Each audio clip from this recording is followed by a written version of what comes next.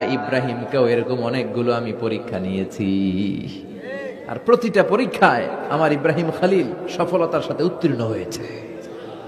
আসাদুন নাসি বালাআন আল আম্বিয়া, এই পৃথিবীতে সবচেয়ে বেশি বালা মুসিবত আর পরীক্ষা আসে নবীদের। কাদের?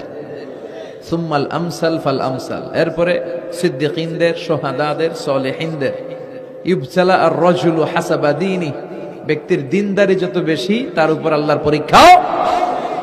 এজন্য মুমিন পরীক্ষাতে ভয় পায় না, মুমিন কখনো বিচলিত হয় না, মুমিন ভরসা রাখে একজনের উপর। চিল্লায় বলেন তিনি কে? আল্লাহ বললেন, পরীক্ষার পর পাহাড় সম পরীক্ষা দিয়ে আমি আমার খলিল ইব্রাহিমকে যাচাই করেছি। একটা পরীক্ষায় ইব্রাহিম ফেল করে নাই, প্রতিটা পরীক্ষায় পাস।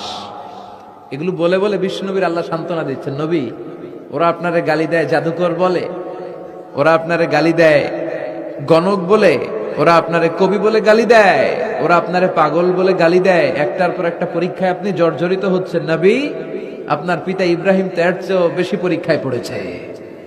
দুনিয়াতে আমরাও যারা পরীক্ষার শিকার, আমরাও সাইয়েদনা ইব্রাহিমের জীবনী থেকে শিক্ষা নেওয়ার দরকার আছে না নাই?